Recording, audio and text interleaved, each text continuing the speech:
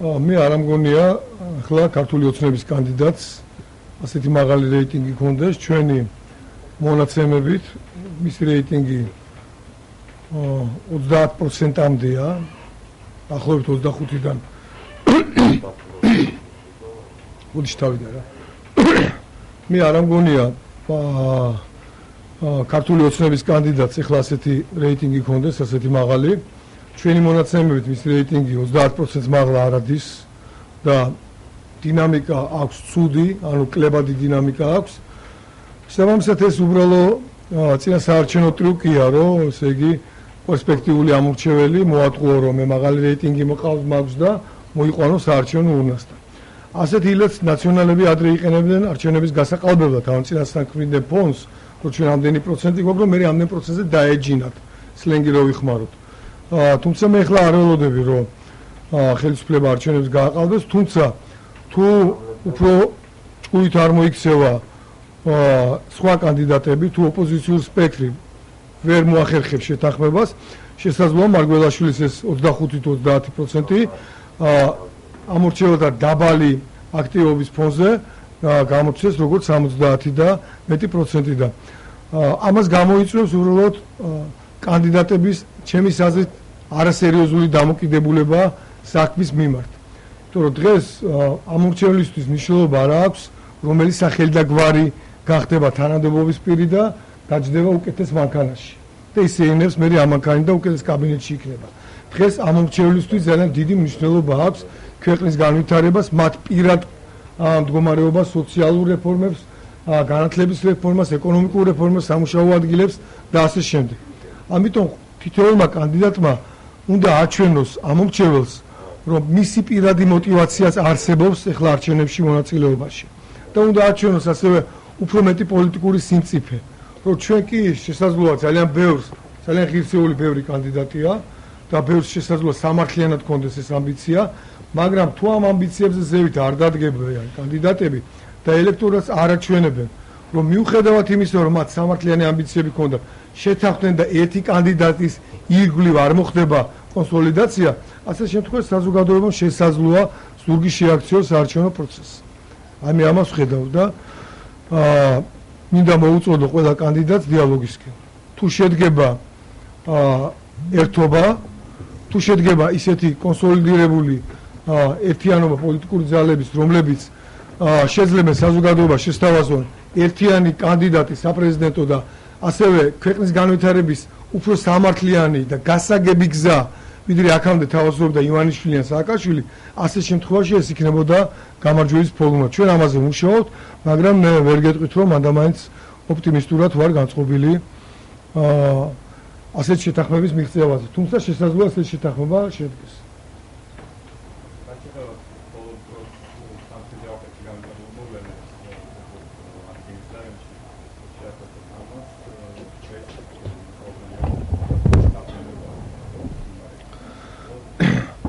მინდა ვთქვა, რომ თურქეთის სპეცსამსახურები არიან ძალიან გააქტიურებულები და გათავხედებულები საქართველოში.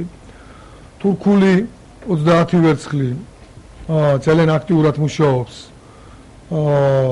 საქართველოს ტერიტორიაზე და პროვოკაცია, რომელსაც ახლა ადგილი აქვს ახალ ქალაქში, არის შეგნებულად ინსპირირებული თურქეთის სპეცსამსახურების აგენტების მიერ, ეთნიკურად ქართველების ჩვენი მოქალაქეების, მაგრამ იმ ხალხის მიერ, რომლებიც ჯაშუშობენ თურქეთის სასარგებლოდ. ერთნიშნულად მინდა თქვა, რომ შემოსავლების სამსახურმა ჩემ მინდა თქვა, რომ აი ამ აგენტურამ, სპეცსამსახურებმა თურქეთის შეგნებულად კანონის დარღვევით შემოიტანეს საბაჟოზე განმობაჟებლად, ანუ საბაჟო პროცედურების დაუცველად ეს ეგრეთ წოდებული კონსტრუქცია, რომელიც შემდგომში მინარეთად უნდა ქცეულიყო და შესაბამისად ამითი გამოიწვიეს სახელმწიფო ინსტიტუტების პროვოცირება და მინდა თქვა ერთმნიშვნელოვნად, რომ შემოსავლების სამსახური მოიქცა ისე როგორც უნდა იქცეოდეს სახელმწიფო ინსტიტუტი, არ შეუშინდა წინასწარ დაგეგმილ პროვოკაციას და აიძულა ახლა ეს ჯაშუშები რომ გადაიხადათ ფული. თუმცა ძალიან ცუდად მუშაობს ჩვენი სპეცსამსახურები, კონტრდაზვერვა, რომელიც პრაქტიკულად არის პარალიზებული და მინდა მოუწოდო მათ გააქტიურებისკენ. და ძალიან კაცრად მინდა გავაფრთხილო ეს აგენტურა, რომელიც თურქულ ფულზე იყიდებიან, ყველა იყოს ფრთხილად, კანონი იქნება მათ მიმართ სასტიკი და დაუნდობელი.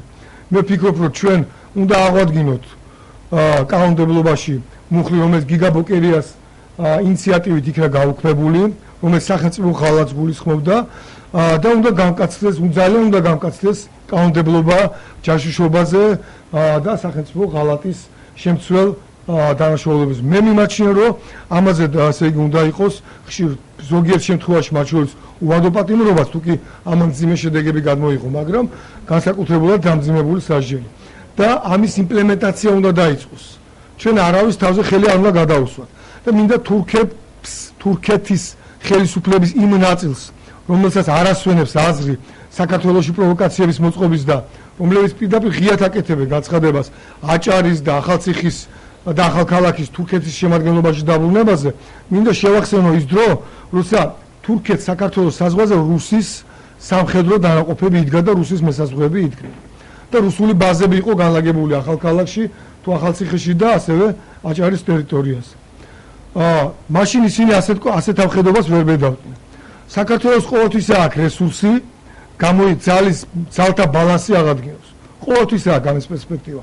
რა თქმა უნდა, ეს არ ჭირდება დღეს საქართველოს და მე იმედიის ვიტოვებ, რომ ცოტა უფრო მეტ ტვინს გამოიჩენს ის ნაწილი თურქეთის ხელისუფლების, რომელიც არის პრაქტიკულად მარგინალიზებული მთელ მსოფლიოში. ისინი მიდიან ახლა დინების წინააღმდეგ, არიან დაპირისპირებული ცივილიზებულ სამყაროსთან, მათ შორის შეერთებულ შტატებთან, გაერთიანებულ ევროპასთან და რეალურად ცდილობენ თურქეთის სეკულარული სახელმწიფოსგან გადააქციონ რაღაცა რადიკალური ისლამისტების მიერ მართულ სახელმწიფოდ. ამით ძალიან ცუდ შედეგებს მოიმკიან. კიდევ ერთხელ ვამბობ, ჩვენ სოლიდარობას უცხადებთ თურქეთში თურქ ხალხს, რომელიც ასეთი ხელისუფლებისგან დაიჩაგრა არაერთხელ და რომელიც ახლა იბრძვის რეალური დემოკრატიისთვის და თავისუფლებისთვის. ჩვენ გვჭირდება თურქეთთან კეთილმეზობლური ურთიერთობები, ეკონომიკური ურთიერთობები, მაგრამ თურქეთის ხელისუფლებამ ეს გაიხსენოს მუდმივად, რომ ჩვენ გამოსავალი უნდა დაგვიტოვოს. ჩვენ არ გვინდა რაღაცა გამწვავება და პირისპირობების, მაგრამ ასეთი მუდმივი პროვოკაციების რეჟიმში ცხოვრება არის შეუძლებელი. მე ახლა გავაკეთებ ჯარჯს და გავიხსენებ სამთაწყაროში, წალკაში ყველა ეს ასე იგი პროვოკაცია თითქოს და ქართველებს შორის თითქოს და რელიგიურ ნიადაგზე დაპირისპირების იყო სპეცსამსახურების ორგანიზებული. ერთ-ერთი იყო ირანული სპეცსამსახურების მიერ ორგანიზებული, ამიტომ იქ ირანული ფული იყო ჩვენი ინფორმაციით, უმეტეს შემთხვევაში 90% არის თურქული სპეცსამსახურების მიერ, ესე იგი შეგნებულად მოწყობილი პროვოკაციები. ამაში მონაწილეობას ღებულობენ ქართველები, არა მარტო ის რაღაც აგენტურა, რომელიც იქ ხედავთ და მოქმედებს, რომელიც ხალხს აჯანყებს თავისი სამშობლო სახელმწიფოს წინააღმდეგ. არამედ ამაში მონაწილეობას ღებულობენ ასევე თანამდებობის პირები და მათ შორის პოლიტიკოსები, პოლიტიკური ლიდერები. და კიდევ ერთხელ მინდა გავიხსენო პრეზიდენტ სააკაშვილთან თურქული ფულის კავშირი. ძალიან დიდი მსხვილ თურქულ კაპიტალთან აქვს საერთო კავშირი აქვს პრეზიდენტის დედას გიული ალასანიას. ის ფული, რომელსაც ის კაპიტალი, თურქული კაპიტალი, ისლამისტური კაპიტალი, მოდი ესე ვთქვათ, რომელსაც აქ მეგზურობას უწევს ქართულ ეკონომიკაში და განათლების სისტემაში გიული ალასანია, ამ კაპიტალს სათავეში უდგას ფრედ საერთო რეპუტაციის რადიკალური ისლამისტური მიმდინარეობის წარმომადგენელი ფეთვილახ გულენი, რომელიც თავის თავს ასე უწოდებს ისლამის ცნობილი მქადაგებელი. თუ შეხვალთ მის საიტზე, თქვენ ამას ნახავთ, რომელიც თურქეთის ხელისუფლების მიერ, როცა თურქეთი სეკულარული სახელმწიფო იყო არაერთგზის დაპატიმრებული ასეთი რადიკალური ისლამისტური გამოხდომებისათვის. და შემდგომში აიძულეს, რომ თურქეთის ტერიტორია დაეტოვებია.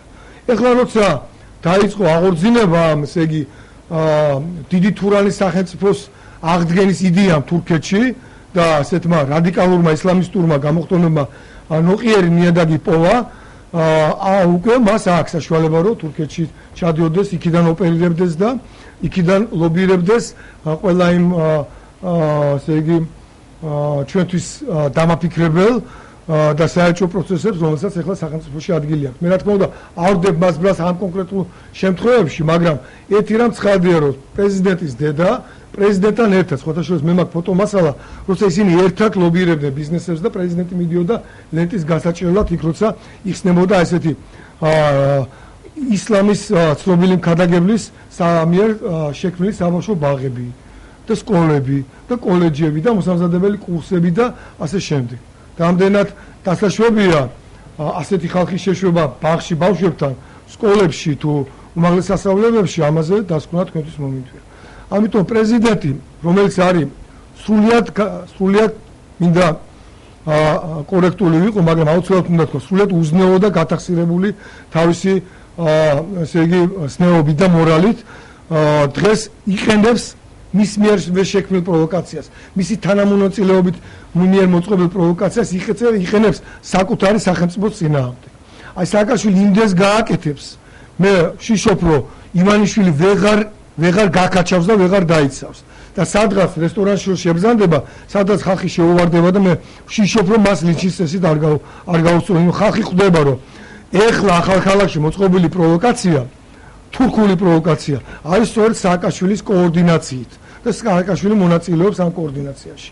ამიტომ კიდევ ერთხელ უფრო გამბედავი ნაბიჯებისკენ მოუწოდებ შინაგან საქმეთა სამინისტროს და სპეცსამსახურებს, მათ შორის პრეზიდენტის წინააღმდეგ და პრემიერ-მინისტრს მოუწოდებ ხელის დაფარებას პრეზიდენტისაგან თავი დაანებოს და მოაფარეს ქვეყნის მოღალატეებს და ქვეყნის მტრებს ხელს.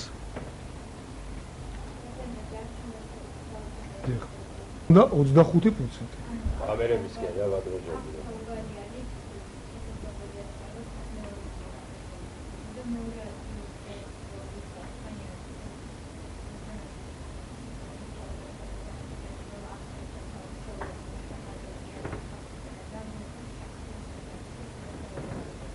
შანსი აქვს ყველა კანდიდატს. თუ მოხდება შეთანხმება კანდიდატებს შორის. მიდგომა უნდა იყოს უფრო სერიოზული, ვიდრე ჩვენ და ჩვენი საზოგადოება აქამდე ხედავს.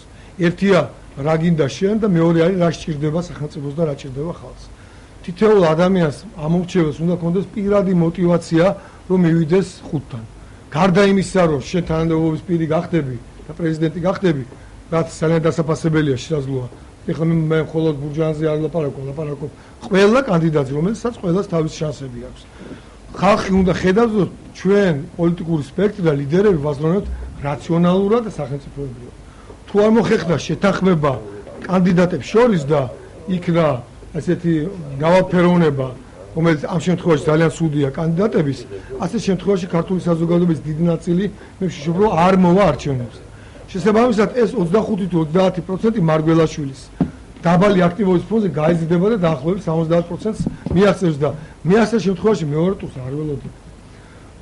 არის ნაწილი პოლიტიკური სპექტრის, რომელიც იბრძვის არა გამარჯვებისთვის, არამედ მეორე ადგილისთვის. რომ მე თქვას, რომ მე ვარ მთავარი ოპოზიციონერი. ასეთი ბავშვური გულუბრყილო მიდგომა ახასიათებს პოლიტიკური სპექტრის ერთ ნაწილს. მაგრამ მე მინდა ყველას უთხრა, შეიძლება ვინმე აუცილებლად გავა მეორე ადგილზე. მაგრამ ეს არ იქნება ისეთი მეორე ადგილი, რომ შენ გამოაცხადო, რომ მთავარი ოპოზიციონერი ხარ. განსხვავება იქნება ძალიან დიდი პირველ ადგილსა და მეორე ადგილს შორის. ეს ვერ იქნება თანაბარი კონკურენტული ბრძოლა. რა შესაბამისად განაპირობებს იმას, რომ ძალაუფლების ყველა შტოს, ანუ სრული კონტროლი ძალაუფლებაზე ექნება ერთ და იგივე ძალას, რომელიც თვითონ არ არის ერთმანეთში დალაგებული. შესაბამისად ქვეყანაში შემოდგომაზე საპრეზიდენტო არჩევნების შემდგომ დაიწყება ქაოსი, იმიტომ რომ იქნება ხელისუფლების შიგნში დედაპირისპირება და არ იქნება ძალა, რომელიც შეძლებს აი ამ პროცესის გაკონტროლებას და კონსტიტუციურ და კანონიერ კალაპოტში მისკენ მიმართვას. შესაბამისად ჩვენ ქართული დასი ასევე გვაქვს შეთანხმება პოლიტიკური გაერთიანება თავისუფალ საქართველოსთან. ვცდილობთ ამ ეტაპზე შევქმნათ კოალიცია პირდაპირ ბლოკს, საარჩევნო ბლოკს არ გულისხმობ. შევქმნათ რაღაც ძალთა ისეთი კონფიგურაცია გაერთიანება, რომელიც საზოგადოებას შესთავაზებს საპრეზიდენტო კანდიდატსაც, მაგრამ არა მარტო საპრეზიდენტო კანდიდატს, არამედ ვიმეორებ რეფორმების თავის გზას, განათლების რეფორმას, სოციალურ საპენსიო რეფორმას, ეკონომიკურ რეფორმას, ანუ როგორ შეიქმნება სამუშაო ადგილები, საგარეო ვექტორს. დღეს ჩვენ საგარეო ვექტორი არასწორიც არ გვაქვს, უბრალოდ არა აქვს ივანიშვილის მთავრობას სოვერენ საგარეო ვექტორი და ეს ეყობა თურქეთის სითავხედეს, როგორც თავხედურადაც იქცევა ქვეყნის ტერიტორიაზე თურქეთი და ან რუსეთი ან რომელიმე სხვა სახელმწიფო. შესაბამისად, თუ არ იქნა ესეთი მასშტაბური პროექტი შეთავაზებული ქართული საზოგადოებისთვის, მე ვშიშ რომ ხალხის დიდი ნაწილი სამართლიანად ჩართვის რომ ჩვენ არა ვართ მზად ქვეყანაში ავიღოთ მმართველობა თუნდაც საპრეზიდენტო ინსტიტუტის, შესაბამისად ისინი უბრალოდ ჩვენი ამომრჩეველი არ მოვა არჩევნებს. მე ხომ გითხარით, ჩვენ არა დაგვიანებული არ არის ჩვენ სიმართლე თუ გინდა გითხრათ, არჩევნების მერე შეიქმნება დიდი პრობლემები. სწორედ არჩევნების შემდგომ გჭირდება ჩვენ ისეთი ძალა, რომელსაც ხალხი დაუჯერებს და რომელსაც ხალხის ნდობა ექნება. ჩვენ ქართული დასი ვცდილობთ რომ ასეთ ძალად შევთავაზოთ ის კოალიცია, რომლის შექმნასაც ჩვენ ახლა ვცდილობთ. თავისუფალი საქართველო მე ვახსენე იმის გამო, რომ თავისუფალი საქართველოს ეთანხმება ამას, ეს ასევე მათი მოსაზრება და ჩვენ ერთად ვმუშაობთ ასეთი კონფიგურაციის შექმნაზე. რამდენად გამოვა ეს არის ჩვენს კოლეგების კიდევ ერთ ნაწილზე დამოკიდებული. ჩვენ არც ვართ მომხრე, რომ ყველა ეგ 10 თუ 15 პარტია, რაც კი რამეს პარტია დარეგისტრირებული, ყველა გავაერთიანოთ. მაგრამ ის ყველა პოლიტიკური ზალა, რომელსაც ესე იგი აქვს საზოგადოებაში ნდობა, რომელსაც შეუძლია ერთობის შემთხვევაში ესე იგი ქვეყნის მმართველობის რომელიმე ინსტიტუტზე განაცხადოს პრეტენზია, სასურველია რომ ასეთი ძალების ერთობა შედგეს. გვაქვს რაღაც დიალოგი, თუმცა რაღაცა რო ვთქვა რომ ტემპი კარგია და რაღაცა მოსწრებადია არჩევნებამდე ვერ გეუბნებს შესაძლოა შედგეს კიდეც, მაგრამ ჯერჯერობით მე დიდად ოპტიმისტურად არა ვარ განწყობილი რაიმე ესეთი ახალი კოალიციის შექმნას.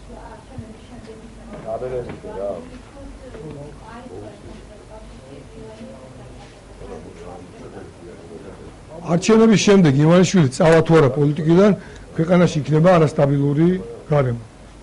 საზოგადოება არის უკმაყოფილო ივანიშვილის გუნდით, არც ივანიშვილით არის აღტოვანებული საზოგადოების ერთი დიდი ნაწილი უკვე, თუმცა მისი წასვლა აუცილებლად გამოიწვევს დესტაბილიზაციას. აუცილებლად გამოიწვევს მოთხოვნას რიგარის საპარლამენტო არჩევნებს, იმიტომ ეს მოთხოვნა საზოგადოებაში ეხლაც არის და ამას იწვევს ერთგვარი უსამართლო ბალანსი პოლიტიკური ძალების, რომელიც არის პარლამენტში წარმოდგენილი, თქვა 55 ჩიორა თაქთაქიშვილი და ნუზარ ციკლაური საზოგადოებას მიაჩნია რომ არ აურჩევია პარლამენტში. შესაბამისად ასევე პროტესტ იწვევს ქართული ოცნების ან უმრავლესობის შემადგენლობას ქართულ საზოგადოებაში და ისიც განსაკუთრებით ქართული საზოგადოების ასე იგი ერთგვარი ნეგატიური დამოკიდებულება ერთ-ერთ პოლიტიკურ ძალასთან, რომელიც რეალურად დღეს ასე იგი ქვეყანას მართავს. ამიტომ ეს განწყობა ისეც არის და ივანიშვილის განცხადების გამო ივანიშვილის წასვლის შემთხვევაში, რა თქმა უნდა, ეს პროტესტი გაძლიერდება და მე ველოდები რომ შემოდგომაზე იქნება საპროტესტო აქციები. ველოდები ამას და მე მინდა გითხრათ, რომ აუცილებლად ქართული დასი, მე იმედი მაქვს, რომ მარტო ქართული დასი არა და ჩვენი კოლეგები ასევე ჩვენთან ერთად, ჩვენ მათთან ერთად იქნებით ორგანიზატორები საპროტესტო აქციების. საპროტესტო აქციები იქნება მაღალი ალბათობით პოლიტიკური მოთხოვნით შედგეს რიგარეში არჩევნები, საპარლამენტო არჩევნები და რა თქმა უნდა იქნება მოთხოვნები რეფორმის, სასამართლო რეფორმის, რომელმაც სამართლიანობა უნდა აღადგინოს, სოციალური რეფორმის, განათლების რეფორმის და სხვადასხვა ისეთი ეკონომიკური რეფორმის, რომელმაც სწრაფი განვითარება უნდა უზრუნველყოს სახელმწიფოს.